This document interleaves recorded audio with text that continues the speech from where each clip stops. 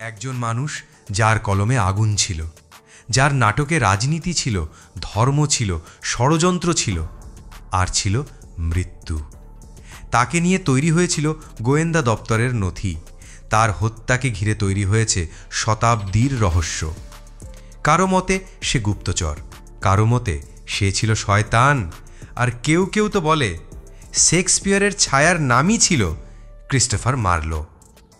একটা রাত ক্যান্টারবেরির আকাশে ছিল না চাঁদ, রাস্তার অলিগলি নিঃসঙ্গ আর ঠান্ডায় জমে থাকা। ঠিক সেই রাতেই অন্ধকারের বুক চিরে জন্ম নেয় এক ছেলে শিশু। কে জানত এই ছোট্ট শিশুটি একদিন কলম হাতে লিখে ফেলবে রাজাদের পতনের ইতিহাস, প্রশ্ন তুলবে সৃষ্টিকর্তার নীরবতা নিয়ে, আর উন্মোচন করবে মানুষের মনের গোপনতম ভয়। শীতল বাতাসে কাঁপছিল ক্যান্টারবেরির অলিগলি। এক গরিব জুতার মেরামতের দোকানে ঠিক সেই দিন 1564 সালের 26শে ফেব্রুয়ারি জন্ম নিল এক ছেলে। নাম রাখা হলো ক্রিস্টোফার মার্লো। তখনকার ইংল্যান্ডে ধর্ম আর রাজনীতি ছিল এক বিষাক্ত খেলায় জড়ানো। প্রোটেস্ট্যান্ট বনাম ক্যাথলিক দ্বন্দ্বে ক্যান্টারবেরিও ছিল সন্দেহের ছায়ায় ঢাকা। এই দুনিয়ায় জন্মে যেন ছেলেটি বুঝে গিয়েছিল আলো নয়, তার ভবিষ্যৎ গড়া অন্ধকারে। কিন্তু জন্ম থেকেই সে যেন একটু আলাদা।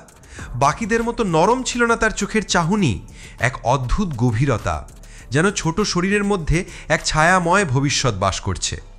বাবা ছিলেন একজন সৎ কিন্তু সাধারণ জুতো মেরামতিকারী। মা পর্দার আড়ালে চাপা পড়ে যাওয়া এক দৃষ্টির নাম। এই পরিবারে কেউ কল্পনাও করেনি এই ছেলেই একদিন রাজ অন্দরের গুপ্তচর হবে, অথবা শেক্সপিয়ারের আগেও কাঁপিয়ে দেবে ইংরেজি নাট্যজগৎ। কেমব্রিজ বিশ্ববিদ্যালয়ে ভর্তি হলো সে। বড়লোকদের ছেলেদের ভিড়ে এক অচেনা মাটির গন্ধ মাখা বালক। তবে খুব বেশি দিন সেই অচেনা তোকমা তার গায়ে থাকলো না। কিন্তু হঠাৎ করেই বদলে গেল তার চালচলন। সে ঘনিষ্ঠ হতে শুরু করলো কিছু অদ্ভুত রহস্যময় বন্ধুর সঙ্গে। কারা তারা? ছাত্র না গুপ্তচর? কেউ জানত না। আচরণ, পোশাক সব কিছুতে রাজকীয়তার ছোঁয়া। জিজ্ঞেস করলে বলতো, আমার প্রভু আমায় পথ দেখাচ্ছেন। কিন্তু কোন প্রভু? ঈশ্বর নাকি রাজদরবারের অদৃশ্য হাত? এভাবে এক গরিব জুতো মিস্ত্রির ছেলে থেকে ধীরে ধীরে তৈরি হচ্ছিল এক ছায়াপথিক, এক নাট্যকার, এক গুপ্তচর, এক বিদ্রোহী, এক প্রশ্নবিদ্ধ কিংবদন্তি, যার কলম কাঁপিয়ে তুলবে সিংহাসন, ধর্ম আর মানবিকতার ভয়। কেমব্রিজে পড়াশুনো করতে এসেছিল সে, বিপ্লবের আগুন চোখে নিয়ে। কিন্তু সেখানেই জন্ম নিল এক নতুন চরিত্র। যে মার্লো কবিতা লিখত, নাটক লিখত, সেই মার্লো হঠাৎ করেই যেন অন্তর্ধান ঘটে এক সপ্তাহের জন্য। কেউ জানত না সে কোথায়, কেউ খোঁজ রাখেনি। কিন্তু ফিরল যখন, তার হাতে প্রচুর টাকা, তার পোশাকে রাজকীয়তা, তার আচরণে অবদ্ধ আত্মবিশ্বাস। সেই মুহূর্তে কেমব্রিজ প্রশাসন বুঝল এই ছেলেটি কেবল একজন কবি নয়, সে হার ম্যাজেস্টি সিক্রেট সার্ভিসের একজন গুপ্তচর। ব্রিটিশ গোয়েন্দা সংস্থার রেকর্ডে আজও লেখা আছে, Christopher Marlowe served the crown in matters of secret intelligence. সে গুপ্তচর ছিল ক্যাথলিক ষড়যন্ত্রকারীদের ভেতর ঢুকতে। যেখানে মৃত্যু ছিল নিশ্চিত, সেখানে মার্লো ঢুকত মুখে কবিতা, চোখে আগুন নিয়ে। সে যা জানত সেটা কেউ জানত না, সে যা করত সেটা কেউ বলতো না। কখনো ফ্রান্স, কখনো রোম, কখনো লন্ডনের রাস্তায় ছদ্মবেশে সে হেঁটে বেড়াতো। এভাবেই ধীরে ধীরে কবিতা আর গুপ্তচর বৃত্তির এক রহস্যময় সংমিশ্রণ হয়ে উঠল ক্রিস্টোফার মার্লো। কিন্তু এই গুপ্তচর যখন নাট্যজগতে পা রাখল, তখন ইতিহাসের পাঠ্য বই কাঁপে উঠল। ক্রিস্টোফার মার্লো যখন তার কলম হাতে নেয়, তখন রাজসভার ভিত কেঁপে ওঠে। সে লিখত এমন সব কথা যা ঈশ্বরের বিরুদ্ধে, যা ধর্মের বিরুদ্ধে, যা রাজতন্ত্রের বিরুদ্ধে। তার নাটকে ঈশ্বর নয়, মানুষের আত্মবিশ্বাস জয়ী হয়। তার কবিতায় রাজা নয়, বিদ্রোহী নায়ক বেঁচে থাকে। তার বিখ্যাত নাটক ডক্টর ফাউস্টাস, একজন মানুষ যে নিজের আত্মা শয়তানের কাছে বিক্রি করে শুধু জ্ঞান অর্জনের জন্য। এটা শুধু এক নাটক ছিল না, এটা ছিল সেই যুগের ধর্মীয় বিশ্বাসে এক ছুরি বসিয়ে দেওয়া, এক বিদ্রোহ যা পাদ্রীদের গলা কাঁপিয়ে দিয়েছিল। তখনকার ইংল্যান্ডে ক্যাথলিক বনাম প্রোটেস্ট্যান্ট দ্বন্দ্ব চলছিল। সেই সময় ধর্ম ছিল রাজনীতির অস্ত্র। আর মার্লো, সে ছিল সেই অস্ত্র ভাঙার জন্য উঠে আসা এক বেকাবু স্রোত। সে লিখত, religion is a childish toy, there is no sin but ignorance. তার কবিতা ছিল বিপজ্জনক, তার নাটক ছিল বিষ। সমাজ যখন চুপ তখন মার্লো চিৎকার করছিল। সে ছিল প্রথম ইংরেজ নাট্যকার যে বুক চিতে বলেছিল, man is the master of his fate, not God. এই কারণে তাকে বলা হয় the dark father of English drama, শেক্সপিয়ারের ফরবিডেন টুইন। কিন্তু এসব বলার মূল্য ছিল, কিংবা এসব লেখার শাস্তি ছিল, কারণ এই শব্দগুলো শুধু কাগজে থাকতো না, এগুলো ছড়িয়ে পড়তো মানুষের রক্তে, বিপ্লব হয়ে ছড়িয়ে পড়তো রাজপ্রাসাদের দেয়াল পর্যন্ত। ১৬০০ সালের ইংল্যান্ড। মার্লো মৃত, তার কবিতা, নাটক, লেখনী সবই থেমে গেছে। কিন্তু তখনই সাহিত্য জগতে হঠাৎ আবির্ভাব ঘটে আরেক বিস্ময়, একজন লোক নাম উইলিয়াম শেক্সপিয়ার। নাটক, কবিতা, চরিত্র নির্মাণ, ইতিহাসের সংলাপ সব কিছু যেন অদ্ভুতভাবে মিলছে মার্লোর আগের লেখার সঙ্গে। এমনকি শেক্সপিয়ারের প্রথম দিককার নাটকগুলোতে মার্লোর কাব্যধারা, দার্শনিক দৃষ্টিভঙ্গি আর চরিত্রভিত্তিক নাট্য গঠন এতটাই স্পষ্ট যে সাহিত্যের গবেষকরা প্রশ্ন তোলেন, এই লেখাগুলো কি আদৌ শেক্সপিয়ারের? কে ছিলেন উইলিয়াম শেক্সপিয়ার? স্ট্র্যাটফোর্ডের একজন অশিক্ষিত, কোনো বিশ্ববিদ্যালয়ে পড়াশুনো না করা অভিনেতা আর প্রডিউসার, কিন্তু তার লেখাই ছিল সুগভীর গ্রিক ট্র্যাজেডির ছাপ। ইতিহাস, দর্শন, রাজনীতি, এমনকি ল্যাটিন ভাষার নিখুঁত ব্যুৎপত্তি। অনেকেই বলতে শুরু করলেন শেক্সপিয়ার ছিলেন না লেখক, বরং একজন মুখোশ, আর সেই মুখোশের পেছনে ছিলেন ক্রিস্টোফার মার্লো। ষড়যন্ত্র তত্ত্বটি বলে মার্লোর মৃত্যুর গল্প সাজানো হয়েছিল। রাজদরবার তাকে গোপনে নির্বাসনে পাঠায় আর তিনি ছদ্মনামে লেখালেখি চালিয়ে যান। তার নতুন ছায়া নাম উইলিয়াম শেক্সপিয়ার। এর পেছনে বেশ কিছু প্রমাণও খোঁজে অনেকে। শেক্সপিয়ারের লেখার মধ্যে এমন সব লাইন পাওয়া যায় যা মার্লোর পূর্বের কবিতার প্রতিলিপির মতো। কিছু নাটক লেখা হয় যখন শেক্সপিয়ার ছিলেন পাবলিক পারফরমেন্সে ব্যস্ত, অথচ সেই নাটকগুলোতে ছিল মার্লোর শৈলী। এমনকি মার্লোর মৃত্যুর পরপরই শেক্সপিয়ারের উত্থান ঘটে, যা নাট্য দুনিয়ায় ছিল এক আচমকা বিস্ফোরণের মতো। কেউ বলেন মার্লো বেঁচে ছিলেন, লিখেছিলেন, আর শেক্সপিয়ার কেবল তার ছায়া ছিলেন। কিন্তু সত্যিটা কি? মার্লো কি সত্যিই নাটক জগতে ছায়া হয়ে ঘুরে বেরিয়েছেন আর শেক্সপিয়ারের নামে ইতিহাস লিখে গেছেন, নাকি এটা কেবলই সাহিত্যের প্রেমিটের তৈরি এক রোম্যান্টিক ফ্যান্টাসি? এই রহস্যের গভীরে পৌঁছাতে হলে আমাদের ঢুকতে হবে লন্ডনের প্রাচীন থিয়েটার, গোপন গিল্ড, আর উন্মোচন করতে হবে সেই সাহিত্যিক ছায়াযুদ্ধের নথি।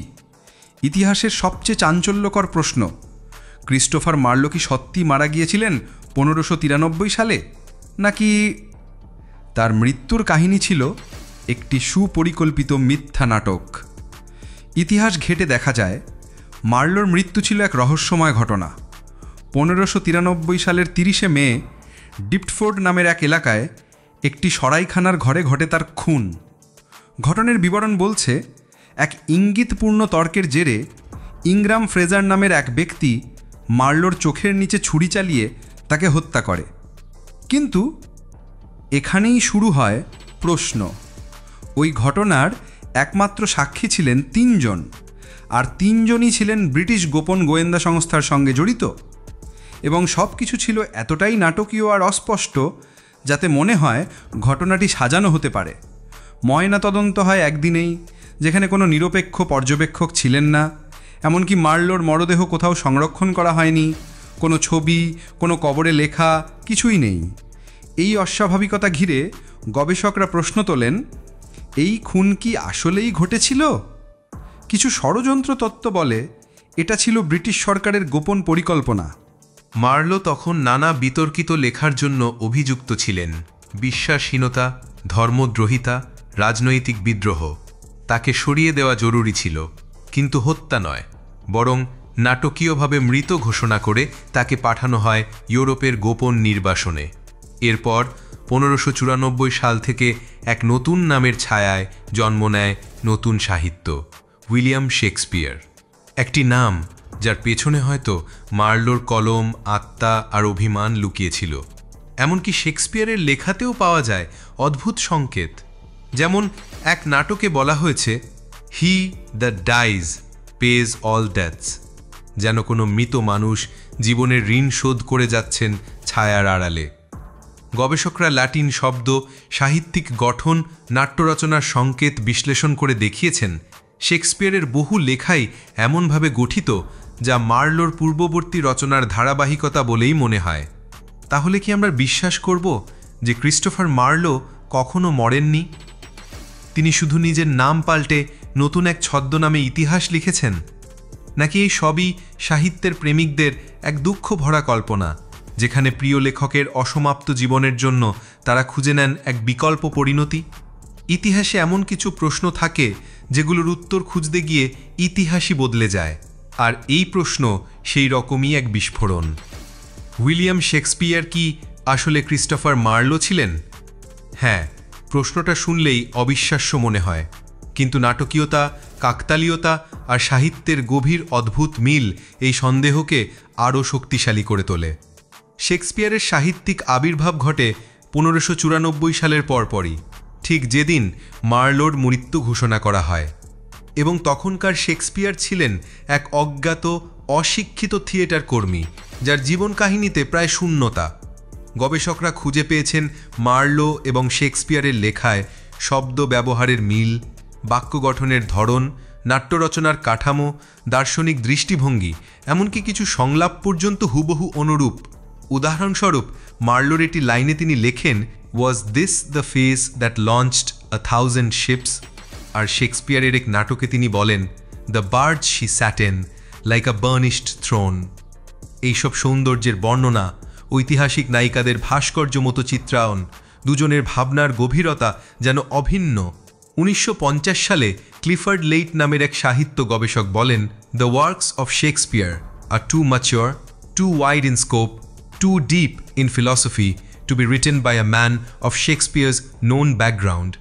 অন্যদিকে মার্লোর ছিল উচ্চশিক্ষা, দার্শনিক প্রশিক্ষণ, বিদেশি ভাষায় দখল এবং গুপ্তচর কার্যকলাপের বাস্তব অভিজ্ঞতা। এই সমস্ত গুণই আমরা খুঁজে পাই শেক্সপিয়ারের লেখায়। অথচ উইলিয়াম শেক্সপিয়ার নামে পরিচিত সেই মানুষটির জীবনে তার ছিটে ফোঁটাও ছিল না। অনেকে বিশ্বাস করেন মার্লোকে গোপনে ইউরোপে পাঠানো হয়েছিল গোয়েন্দা সংস্থার সাহায্যে, যেখানে তিনি নতুন নামে নাটক লিখে ইংল্যান্ডে পাঠাতেন, আর উইলিয়াম শেক্সপিয়ার নামে থিয়েটারে তা মঞ্চস্থ হতো। এই তত্ত্বকে বলা হয় দ্য মার্ভোলিয়াম থিওরি। এই তত্ত্ব বিশ্বাস করে যে 1593 সালে মৃত্যু ছিল একটি শিরোনাম মাত্র। আসলে মার্লো তার জীবন, নাম ও পরিচয় সব কিছু বদলে সাহিত্যকে দিয়ে গেছেন এক নতুন জন্ম। তাহলে এখন প্রশ্ন, এই গল্প কতটা সত্য আর কতটা অলিক কল্পনা? আর যদি সত্য হয়, তাহলে কি আমরা শেক্সপিয়ার নামে যে কিংবদন্তিকে জানি, তিনি কি শুধুই এক মুখোশ? ইতিহাস কখনো অন্ধকারে ডুবে যায়, কিন্তু কিছু ছায়া অদৃশ্য হয় না। তারা থেকে যায় ভাষার ভাঁজে, সংলাপের ছায়ায়, আর কিছু চিরকালীন রহস্যে। ক্রিস্টোফার মার্লোর মৃত্যু নিয়ে আজও নিশ্চিত কিছু নেই। কেউ বলেন তিনি সত্যি এক কলহে নিহত হয়েছিলেন, আবার কেউ বলেন তা ছিল সাজানো এক মৃত্যু, এক ইন্টেলিজেন্স অপারেশন। তবে সত্য হোক বা মিথ্যা, যে প্রশ্নটি আজও দাঁড়িয়ে আছে ইতিহাসের চৌরাস্তায়, who was the real genius behind the bard? Shakespeare এবং মার্লোর মধ্যে অদ্ভুত মিল ও গূঢ়তায় আজও গবেষকেরা বিভ্রান্ত। নাট্যচর্চার প্রতিটি স্তরে শেক্সপিয়ারের কাজ যত বিশাল, মার্লোর প্রভাব যেন ততই নিঃশব্দ কিন্তু গভীরভাবে উপস্থিত। একদিকে শেক্সপিয়ারের 37টি নাটক, 154টি সনেট, অন্যদিকে মাত্র 6 বছর সাহিত্য জগতে থেকেও মার্লোর সৃষ্টি যেন ছিল ভবিষ্যতের জন্য এক পাথেয়। আর যদি সত্যিই মার্লো ছিলেন শেক্সপিয়ার, তাহলে ইতিহাসকে নতুন করে লিখতে হবে, নতুন করে ভাবতে হবে প্রতিটি সংলাপ, প্রতিটি নাটক, প্রতিটি অক্ষর, যেখানে হয়তো লুকিয়েছিল একজন ছদ্মনামধারী বিস্ময়কর প্রতিভার আত্মকথা। এই ছিল সেই গল্প, একজন কবি, গুপ্তচর, বিশ্বাসঘাতক নাকি কিংবদন্তি নাট্যকার, যার জীবন যেন নিজেই এক নাটক। ইতিহাস অনেক সময় মুখোশ পরে আসে, আর আমাদের কাজ সেই মুখোশ খুলে সত্যকে দেখার। ক্রিস্টোফার মার্লোর গল্প শুধুই এক গল্প নয়, এটি এক চ্যালেঞ্জ, এক প্রশ্নচিহ্ন, এক আবেগময় অনুসন্ধান যা আমাদের সাহিত্যের অতলে নিয়ে যায়।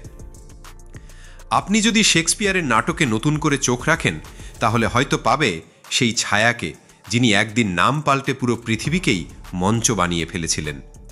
আপনাদের কি মনে হয়, শেক্সপিয়ার কি শুধুই এক মুখোশ ছিলেন, নাকি ইতিহাসের এই গল্প এক অতিরঞ্জিত থিওরি? কমেন্টে করে জানান আপনার মতামত। আর এই ভিডিও যদি আপনার ভালো লেগে থাকে তাহলে শেয়ার করেন আপনার প্রিয় বন্ধুদের কাছে। আমাদেরকে হারাতে না চাইলে সাবস্ক্রাইব করতে ভুলবেন না, আর অপেক্ষা করুন পরবর্তী এক রহস্যময় ইতিহাসের। এই ছিল সেই মানুষ যিনি হয়তো শেক্সপিয়ারকেও লিখেছিলেন।